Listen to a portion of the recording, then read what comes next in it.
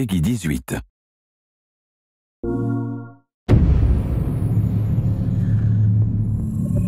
Detroit Become Human was produced over a period of 4 years. Here in Paris we have a team of about 180 people, and to that we need to add also all the outsourcing with our partners in the Philippines, in China, Vietnam and in India. So when we started working on this story, I had to imagine where Kara was built. And for whatever reason, the city of Detroit came very quickly to my mind because it had already an incredible story by itself full of history and themes.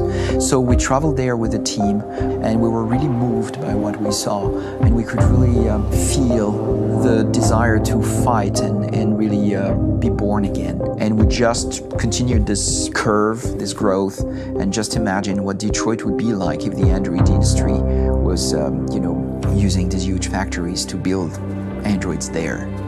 A very strong element in Detroit is that there's a lot of industrial wasteland and a lot of nature too, and for us, the graphic designers, it was an incredible playground.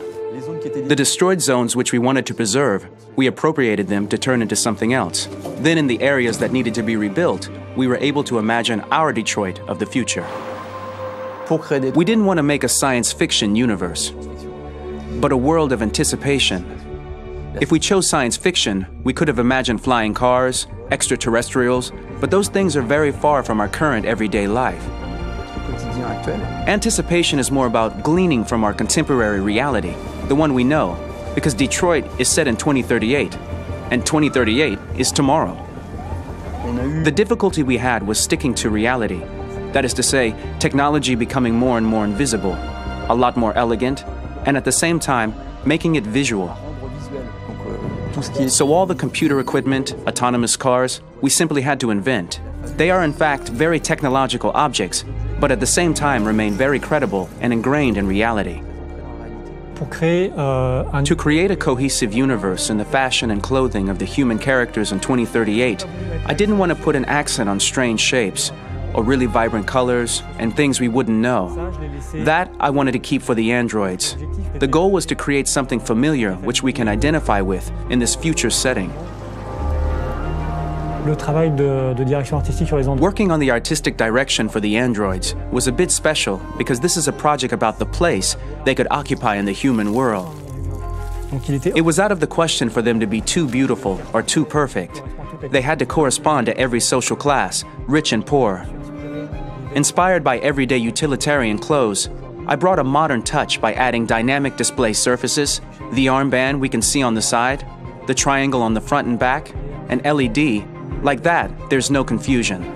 Wait. You're sending an android? All right, ma'am. We need to go. You can't do that. Why aren't you sending a real person? Once we cast the actors, we travel to meet them in order to scan their faces. We record the structure of their face with the scan, and we record the colors and patches of skin with photography.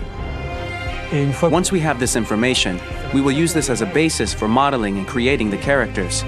The artist will make it more realistic, but will also enrich it. He will propose ideas which we will develop together. Finally, we will have a character with character who corresponds to the project and the world. When the actors come to Quantic Dream, we show them the design, what their image will be, and what they will look like in the game. This extra information gives them another dimension and color to connect with emotionally. It helps them think about how to play their character. Your mission. That's all you care about, huh? You should consult a professional who can help you. Beat it, you hear me? Get the hell out of here! For the players.